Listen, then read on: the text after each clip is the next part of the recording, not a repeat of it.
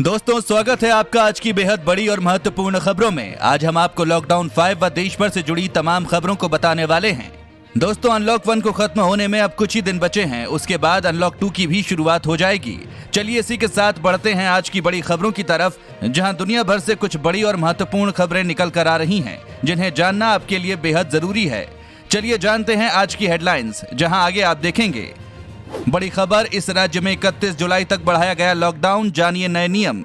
साथ ही साथ सामने आए कोरोना के 3 नए लक्षण, बार बार उबकाई आने पर भी अब करवाएं टेस्ट, जानिए पूरी खबर। साथ ही आगे देखेंगे, लाडली योजना के तहत खाते में मिलेंगे 36,000 रुपए। सरकार ने फॉर्म भरने की तारीख 2 महीने बढ़ाई, जानिए कैसे करें आवेदन। साथ ही देखेंगे कब आएगी कोरोना की वैक्सीन, कहां तक पहुंचा ट्रायल। जानने के लिए बने रहिए वीडियो में हमारे साथ अंत तक। लेकिन उससे पहले इस वीडियो को आपके लिए बनाने में मुझे बहुत मेहनत लगी है, तो मेरी इस मेहनत के लिए इस वीडियो पर एक लाइक जरूर करिएगा।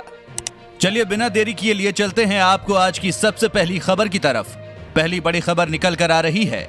बड़ी खबर, इस राज्य में 31 जुलाई तक बढ़ाया गया लॉकडाउन, जानिए नए नियम। दोस्तों, आपको बता दें, महाराष्ट्र में कोरोना वायरस की खतरनाक स्थिति को देखते हुए प्रदेश सरकार ने 31 जुलाई तक लॉकडाउन को बढ़ाने का फैसला लिया है। समूचे महाराष्ट्र, खासकर मुंबई और पुणे में कोरोना वायरस के संक्रमण में तेजी देखी जा रही है। संक्रमण पर रोक लगाई जा सके, इसके लिए सरकार ने प्रदेश में लॉकडाउन की मियाद बढ़ाने का फैसला लिया है। आपको बता दें, लॉकडाउन के दौरान राज्य में जरूरी दुकानें खुली रहेंगी।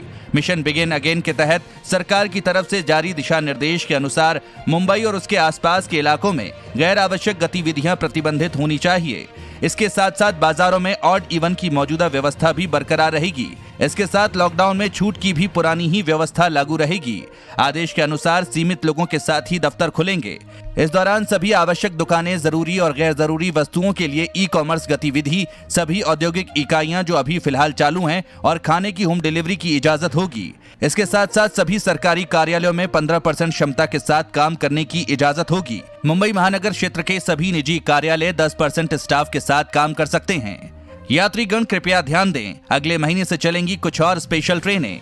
जैसा कि दोस्तों आपको बता दें, कोरोना काल में रेल सेवा बिल्कुल ठहर सी गई है। इसके अलावा भारतीय रेलवे ने 22 मार्च से बंद सभी नियमित ट्रेनों को 12 अगस्त तक के लिए रद्द कर दिया है। यानी अब लगभग आधे अगस्त तक नियमित ट्रेनों के चलने की संभावना नहीं है। हालांकि इसी बीच रेलवे ने ये संकेत भी दिए हैं कि समीक्षा के बाद जुलाई में कुछ और स्पेशल ट्रेनें चलाई जा सकती हैं। इससे पहले 12 मई से 15 जोड़ी स्पेशल राजधानी और 1 जून से 100 जोड़ी स्पेशल ट्रेनें पटरी पर लौट चुकी हैं। माना जा रहा है कि जुलाई से कुछ और स्पेशल ट्रेन चलने लगेंगी। इसे लेकर देश भर के अलग अलग जोन ने स्पेशल ट्रेनों की लिस्ट भी तैयार की है।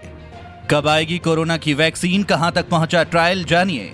जैसा कि आपको बता दें, कोरोना वायरस से इस समय पूरी दुनिया लड़ रही है और कई देशों के वैज्ञानिक और विशेषज्ञ वैक्सीन की खोज में जुटे हुए हैं।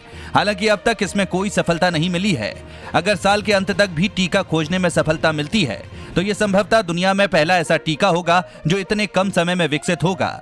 आपको बता दें, ऑक्सफोर्ड यूनिवर्सिटी एस्ट्राजेनेका की वैक्सीन के अंतिम ट्रायल में पहुंचने की खबरों ने इस जानलेवा महामारी के खिलाफ वैक्सीन आने की उम्मीदों को पहले के मुकाबले काफी बढ़ा दिया है। वर्तमान में दुनिया भर में लगभग 140 टीके परीक्षण के विभिन्न चरणों में हैं। इन सभी का एक ही लक्ष्य है, कोरोना वायरस को हराकर इस महामारी पर विजय पाना। विश्व स्वास्थ्य संगठन के अनुसार 16 ग्रुप और कंपनियों ने टीके के अंतिम चरण के परीक्षणों में प्रवेश किया है। इनमें से 5 का चीन में, 3 का यूएस में, 2 का यूके और 1 का ऑस्ट्रेलिया, जर्मनी और रूस में अध्ययन किया जा रहा है। साथ ही दोस्तों, लाडली योजना के तहत खाते में मिलेंगे 36,000 रुपए। सरकार ने फॉर्म भरने की तारीख 2 महीने बढ़ाई। दोस्तों, आपको बता दें, दिल्ली सरकार ने कोरोना वायरस महामारी के चलते लाडली योजना, विधवाओं की बेटियों एवं अनाथ लड़कियों की शादी के लिए मुहैया कराई जाने वाली वित्तीय मदद का लाभ लेने के लिए फॉर्म भरने की तारीख बढ़ा दी है। महिला एवं बाल विकास विभाग द्वारा 26 जून को जारी आदेश में कहा गया कि दोनों योजनाओं में आवेदन जमा करने की तारीख 31 अगस्त तक बढ़ा दी गई है। आपको बता दें, लाडली योजना में बच्चियों के जन्म और पढ़ाई के विभिन्न चरणों में सरकार उनके बैंक खाते में रकम जमा करती है, जो बच्ची के 18 साल के होने के बाद उनकी जरूरत के हिसाब से निकाली जा सकती है। लड़कियों के साथ भेदभाव खत्म करने के उद्देश्य से दिल्ली सरकार ने साल 2008 से ही लाडली स्कीम शुरू की थी। लाडली स्कीम के तहत बच्चियों को कुल 35,000 से 36,000 रुपए की सरकारी मदद चरणबद्ध तरीके से मिलती है। बच्ची के 18 साल का होने, 10वीं की परीक्षा पास कर लेने या 12वीं कक्षा में एडमिशन के वक्त इस रकम को निकाला जा सकता है। 18 साल का होने तक उसके बैंक अकाउंट में जमा रकम का प्रबंधन SBI लाइफ इंश्योरेंस कंपनी करती है। दोस्तों, इस चैनल पर हम आपको देश और दुनिया भर की सभी ताजा खबरों से सबसे पहले अपडेट करवाते हैं। अगर आप भी चाहते हैं कि दुनिया भर की खबरें आपके पास सबसे पहले पहुंचें, तो चैनल को बिना भूले नीचे दिए गए लाल बटन को दबाकर सब्सक्राइब जरूर कर दें और बेल आइकन को भी जरूर दबाएं। भारत में मॉनसून बढ़ाएगा टिड्डियों का खतरा, अंडे देने की शुरू। दोस्तों, आपको बता दें, टिड्डियों का खतरा अभी टला नहीं है। जल्द ही मॉनसून की हवाओं के साथ टिड्डियों की संख्या भी बढ़ सकती है। बीकानेर में टिड्डियों ने अंडे देना भी शुरू कर दिए हैं। ऐसे में अगर इन्हें कंट्रोल नहीं किया जाता तो टिड्डियों की संख्या काफी अधिक बढ़ सकती है। FAO की ताजा चेतावनी के अनुसार टिड्डियों के कुछ अडल्ट ग्रुप इस समय राजस्थान के पश्चिमी जयपुर में मौजूद हैं। इसके अलावा पश्चिमी उत्तर प्रदेश में भी ये बढ़ रहा है। मध्य प्रदेश और उत्तर प्रदेश के कुछ हिस्सों में भी टिड्डियों के झुंड मौजूद है। चेतावनी जारी की गई है कि हॉर्न ऑफ अफ्रीका की तरफ से जुलाई के पहले हफ्ते में टिड्डियों के हमले दक्षिणी पश्चिमी मानसूनी हवाओं के साथ दिल्ली NCR में भी पहुंच सकते हैं। टिड्डियों ने जैसे ही अंडे देना शुरू किए, उनसे टिड्डियां निकलना शुरू हो जाएंगी। उस समय इन्हें स्प्रे से कंट्रोल किया जा सकता है। अभी तक बीकानेर में कुछ जगहों पर टिड्डियों की ब्रीडिंग देखी गई है। FAO ने भी भारत समेत पाकिस्तान, साउथ सूडान आदि देशों के लिए अगले 4 हफ्ते का अलर्ट जारी किया है। टिड्डी चेतावनी संगठन के अनुसार हॉर्न ऑफ अफ्रीका में टिड्डियों की कई ब्रीडिंग साइकिल होते हैं। भारत चीन के बीच कोर कमांडर लेवल की मीटिंग, इन मुद्दों को उठाएगा भारत। दोस्तों, आपको बता दें, भारत और चीन के बीच पूर्वी लद्दाख की गलवान घाटी में जारी तनाव के बीच दोनों देशों में कोर कमांडर लेवल की मीटिंग बुधवार को सुबह 10:30 बजे चुशूल के सामने मॉल्डो में होगी। इस मीटिंग में भारतीय सेना की 14 कोर के commander lieutenant general Harinder Singh होंगे, तो वहीं दूसरी तरफ चीन के साउथ शिनजियांग मिलिट्री कमांड के मेजर जनरल लियू लिन होंगे। आपको बता दें, मीटिंग में एक बार फिर स्टेटस को बरकरार रखने, पैंगोंग त्सो में अपनी स्थिति पर चीन को वापस जाने और चुमार, डेमचौक, डेमसांग, गलवान, गोगरा, दौलत बेग, ओल्डी पर बातचीत होगी। भारतीय सेना की तरफ से कुल मिला के 12 सदस्यों का डेलीगेशन होगा। गौरतलब है कि चीन की हरकतों को देखते हुए भारतीय सेना ने बीते एक हफ्ते में LAC पर हजारों अतिरिक्त जवानों को भेजा है। भारतीय वायुसेना ने भी झड़प के बाद से श्रीनगर और लेह समेत अपने कई अहम ठिकानों पर सुखोई 30, MKI, जैगुआर, मिराज 2000 लड़ाकू विमानों के साथ ही अपाचे लड़ाकू हेलीकॉप्टरों की तैनाती की है और रोजाना प्रैक्टिस की जा रही है।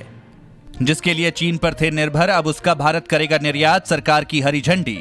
जैसा कि आपको पता है, कोरोना संकट की वजह से स्थितियों ने ऐसी करवट ली है कि भारत को अपनी ताकत का एहसास हो गया है। दरअसल जिन चीजों के लिए भारत हमेशा पूरी तरह से चीन समेत दूसरे देशों पर निर्भर था, आज उसी फील्ड में भारत ने अपना सिक्का जमा दिया है। अब भारत दुनिया भर में सप्लाई के लिए तैयार है और सरकार ने भी हरी झंडी दिखा दी है।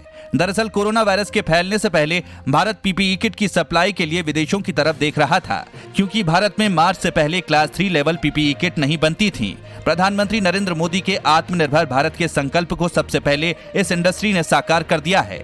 PM मोदी के आह्वान पर देश की बहुत सारी कंपनियों ने PPE किट बनानी शुरू कर दी। 2 महीने से कम वक्त में ही भारत ने PPE किट बनाने में दूसरा स्थान हासिल कर लिया और अब भारत WHO स्टैंडर्ड की PPE किट एक्सपोर्ट करेगा। सामने आए कोरोना के 3 नए लक्षण, बार-बार उबकाई आने पर भी अब करवाएं टेस्ट। दोस्तों, आपको बता दें, कोरोना वायरस संक्रमण की बढ़ती रफ्तार के साथ उसके नए लक्षण भी सामने आ रहे हैं। अब तक अमूमन बुखार, सांस लेने में परेशानी, सूखी खांसी और थकावट जैसे शारीरिक बदलावों को ही कोरोना वायरस का लक्षण माना जाता था। कोरोना संक्रमण पर काम कर रही अमेरिका की मेडिकल संस्था centre for disease control and prevention ने 3 नए शारीरिक लक्षणों को कोरोना वायरस का संभावित संकेत माना है। CDC के मुताबिक पहले नाक बहने का ये मतलब नहीं था कि पीड़ित व्यक्ति कोरोना से ही संक्रमित है, लेकिन यदि किसी व्यक्ति का नाक लगातार बह रहा है और वो अंदर से बेचैनी जैसे एहसास की शिकायत कर रहा है, तो बुखार नहीं होने पर भी ऐसे व्यक्ति को कोरोना की जांच करानी चाहिए। संभव है कि आप कोरोना संक्रमित हो सकते हैं। इसके अलावा यदि किसी व्यक्ति को बार बार असामान्य रूप से उबकाई आने लगे तो ये खतरे का सिग्नल है। ऐसे व्यक्ति को तुरंत खुद को आइसोलेट कर लेना चाहिए। हालांकि उबकाई की अन्य वजह भी हो सकती हैं, लेकिन इस मौसम में इसे नजरअंदाज ना करें और बार बार ऐसा होने पर आपको कोरोना का टेस्ट करवाना चाहिए। कोरोना का तीसरा नया लक्षण डायरिया है। डॉक्टरों ने पहले भी ये माना था कि कोरोना संक्रमित मरीजों में डायरिया जैसे या इससे मिलते जुलते लक्षण होते हैं। अब CDC ने ये मान लिया है कि दुनिया भर में बड़े पैमाने पर कोरोना संक्रमित मरीजों में डायरिया के लक्षण पाए जा रहे हैं। दोस्तों, आपको बता दें, इन 3 लक्षणों को जोड़ने के बाद CDC की लिस्ट में कोरोना संक्रमण के कुल 11 लक्षण हो गए हैं। इससे पहले शरीर में होने वाले इन 8 बदलावों को कोरोना का संभावित संकेत माना जाता था। ये 8 लक्षण थे: बुखार और अधिक ठंड लगना, कफ, सांस लेने में तकलीफ, थकान, शरीर में दर्द, सिर दर्द, स्वाद नहीं मिलना, गले में दर्द और खराश जैसे लक्षण होते हैं। एक दिन में 3 राज्यों में आया भूकंप। लद्दाख में 4.5 की तीव्रता से कांपी धरती। जैसा कि दोस्तों आपको पता है, कोरोना कहर के बीच देश भर के विभिन्न हिस्से में भूकंप के झटके महसूस किए जा रहे हैं। शुक्रवार दोपहर जहां हरियाणा के रोहतक व आसपास के क्षेत्रों में भूकंप के झटके महसूस किए गए, तो वहीं देर शाम लद्दाख में भी 4.5 तीव्रता से भूकंप के झटके महसूस किए गए। लद्दाख में शुक्रवार देर शाम 8:15 पर भूकंप के झटके महसूस किए गए। भूकंप का केंद्र लद्दाख रहा। भूकंप के झटके जमीन के 25 किलोमीटर की गहराई से महसूस हुए। लद्दाख में आए भूकंप की तीव्रता 4.5 रही। इससे पहले शुक्रवार देर शाम को मेघालय के तुरा से 79 किलोमीटर पश्चिम की ओर भूकंप आया। रिक्टर स्केल पर इस भूकंप की तीव्रता 3.3 मापी गई। कोरोना के बढ़ते मामलों को देखते हुए एमपी और यूपी भी कराएंगे घर घर सर्वे। जैसा कि दोस्तों आपको पता है, देश में कोरोना वायरस के मामलों की रफ्तार काफी तेज हो गई है। रविवार को करीब 20,000 नए मामले आने के साथ ही भारत में कोविड-19 से संक्रमित लोगों की संख्या 5.28 लाख हो गई है। ये लगातार 5वां दिन है जब कोरोना वायरस से संक्रमित लोगों की संख्या 15,000 से अधिक पहुंची है। वहीं मृतकों की संख्या 16,095 हो गई है। कोरोना वायरस के बढ़ते मामलों को देखते हुए मध्य प्रदेश और उत्तर प्रदेश ने भी घर घर सर्वेक्षण कराने की घोषणा की है। सदी की सबसे बड़ी महामारी कोरोना वायरस की चपेट में 1 करोड़ लोग, 5 लाख की मौत। जैसा कि आपको पता है, पिछले साल नवंबर से शुरू हुई कोरोना वायरस की महामारी ने दुनिया के लगभग हर कोने को अपनी चपेट में ले लिया है। अब करीब 6 महीने बाद ये घातक वायरस के अटैक सदी की सबसे बड़ी महामारी बनकर खड़ा हो गया है। पूरी दुनिया में कोरोना वायरस ने 1 करोड़ लोगों को अपना शिकार बना लिया है। अमेरिका की जॉन हॉपकिंस यूनिवर्सिटी के डेटा के मुताबिक रविवार 28 जून को ये काला दिन रहा जब पॉजिटिव मामलों की कुल संख्या 1,15,900 पार कर गई। अब तक वायरस ने 5 लाख से ज्यादा लोगों की जान ले ली है। कोरोना इन्फेक्शन की चपेट में कुल संख्या का 1/4, सबसे ज्यादा 25 लाख लोग अमेरिका में आए हैं। इसके बाद 13 लाख लोग ब्राजील, 6,33,000 रूस, 5,48,000 भारत और 3,11,000 ब्रिटेन में कोरोना पॉजिटिव लोग हैं। राजनेताओं के सलाहकार ब्रिटेन के लीडिंग वैज्ञानिक सर जेरेमी फरार का कहना है कि ये भयावह आंकड़े भी दरअसल असलियत से बहुत कम हैं। दोस्तों, आपको हमारी वीडियो कैसी लगी हमें कमेंट करके जरूर बताएं। दोस्तों, इस वीडियो को बनाने में हमें बहुत मेहनत लगा है। हमारी इस मेहनत के लिए इस वीडियो को अपने सभी दोस्तों, रिश्तेदारों के साथ शेयर जरूर करें।